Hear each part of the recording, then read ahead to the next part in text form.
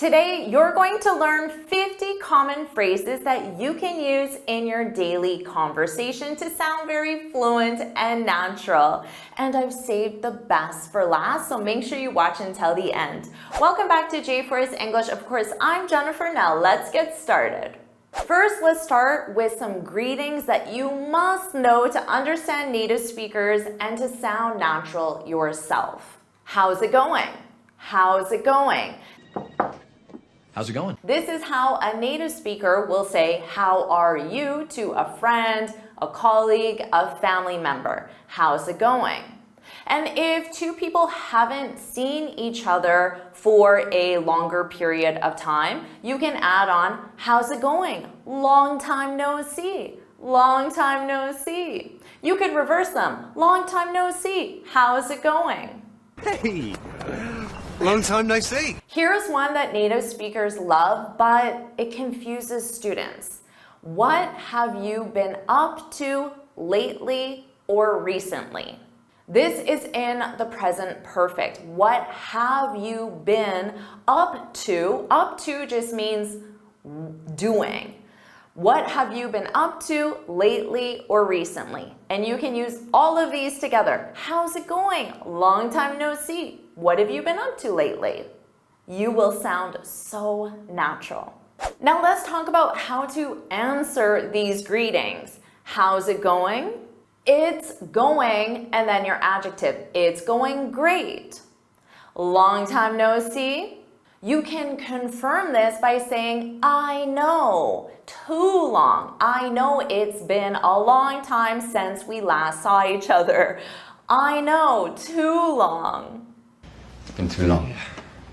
Now, although what have you been up to lately, recently is a long question, generally native speakers will answer by saying, not too much, not too much.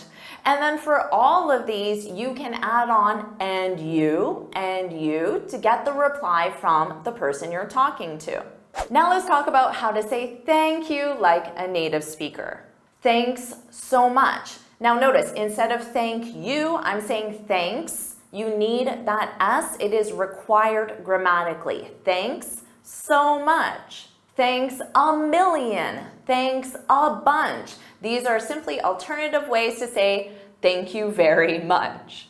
Thanks a bunch. Two of my favorite ways to say thank you are simply by saying you're the best. You're the best. I also say you rock. You rock. You rock. So if you want to sound very natural, you can use those two. You could also say I really appreciate it. Or you could say, that's so nice of you. That's so kind of you. You can use nice or kind, it doesn't matter. So if you're enjoying this video, why don't you show appreciation right now? Use one of these expressions, whichever one is your favorite, and put it in the comments. Thanks a bunch, Jennifer. You rock, Jennifer. You're the best, Jennifer. Put that in the comments to show appreciation for this video and to sound very natural. How about to say you're welcome? My favorite and one that's very common is simply no worries. No worries. No worries at all. No worries. You could say happy to help or my pleasure. Or you could say anytime. Notice it's one word, anytime. Anytime. Anytime. And I will reply back to your comment saying thank you with one of these natural expressions saying you're welcome in a very natural way. Now, when it's time to say bye, you can say take care, take care. Take care. If someone is getting into a vehicle, you can say drive safe or drive safely. Drive safe. Now, technically, grammatically, you need the adverb, which is safely, but native speakers use drive safe more than drive safely. So you will absolutely hear both. Drive safe, drive safely. You can say talk soon, or see you soon. See you soon. Now let's say someone offers you something like a drink or a piece of cake, but you want to say no, you want to decline it, but you want to do it politely. You can say, I'm good, but thanks anyway. It's nice to add appreciation. I'm good, but thanks anyway. No, thanks, I'm good. None for me, but thanks anyway. I'll pass, but thanks. I'll pass. So definitely add on that but thanks or but thanks anyway to sound very polite. When you're requesting help, you can say, can you give me a hand? Give me a hand. Give me a hand. You can say, do you mind? And then you need a gerund verb. Do you mind helping me out? Native speakers like to turn help into a phrasal verb, help out. Do you mind helping me out? One I use a lot is got a sec, got a sec. Sec is short for second, which represents a small amount of time that you can make available for me. Got a sec? You got a sec? So let me try these expressions with you. Got a sec? Do you mind helping me out by liking this video, sharing it with your friends, and subscribing? It would really help me out. Now, if you're offering help to someone else, you can say, need a hand. But notice you do the rising intonation to make it sound like a question. Need a hand? Need a hand? Or you can say it as a statement and you can say, I can give you a hand with that. And then you can give them a hand. You can help them out.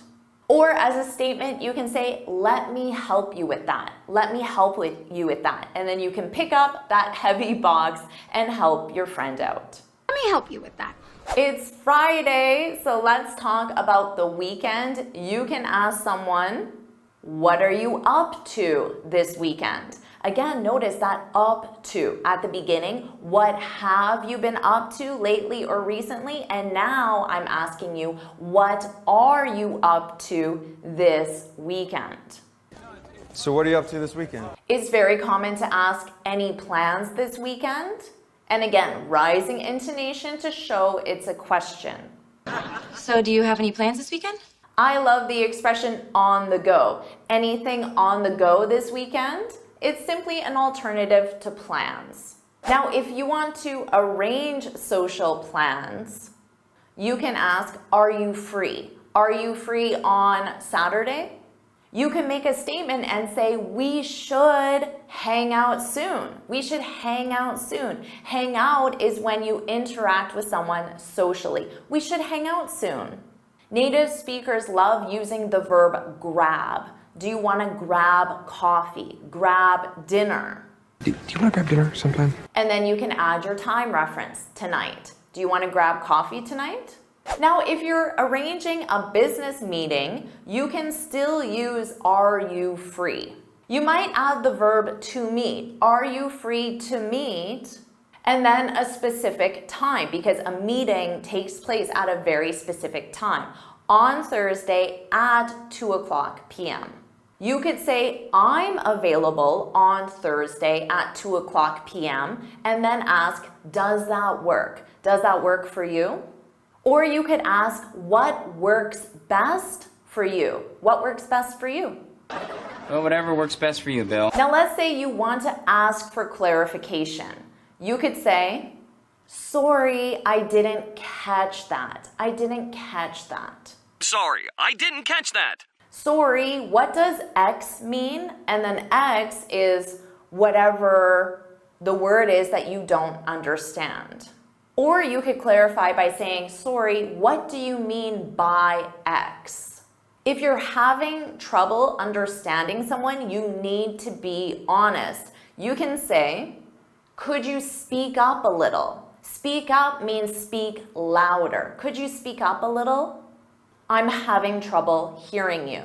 Could you speak up, please? If they're speaking too quickly, you can say, could you slow down a little? I'm having difficulty understanding you.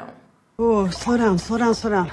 Now let's say you want to confirm understanding of either something you've said or something the other person has said. You can say, do you know what I mean? So you explain something and then say, do you know what I mean? Know what I mean? Oh, I know what you mean. Does that make sense to you? Does that make sense? Or you can simply shorten that and say makes sense with a rising intonation. These two you need to put in your vocabulary. Does that sound good to you? Does that sound good to you? And then native speakers will often shorten that just to sound good with a rising intonation. Sound good? Sounds great. There's one idiom you could use, and that's to be on the same page. So you could say, are we on the same page? And this is used to say that you agree or that you have a shared understanding. For example, I could say, JForrest English is a great resource to help you become fluent. Are we on the same page? Do you agree? Do we have a shared understanding? Now, if you do agree, you can say, we're on the same page. We're on the same page, Jennifer. So put that in the comments to show that you agree. We're on the same page. We're 100% on the same page. Now you have over 50 expressions that you can use every single day to sound like a native speaker and to understand one as well. Now, do you want me to make more lessons where I teach you natural expressions? If you do, then put you rock, because that's one of my favorite expressions. Put you rock in the comments.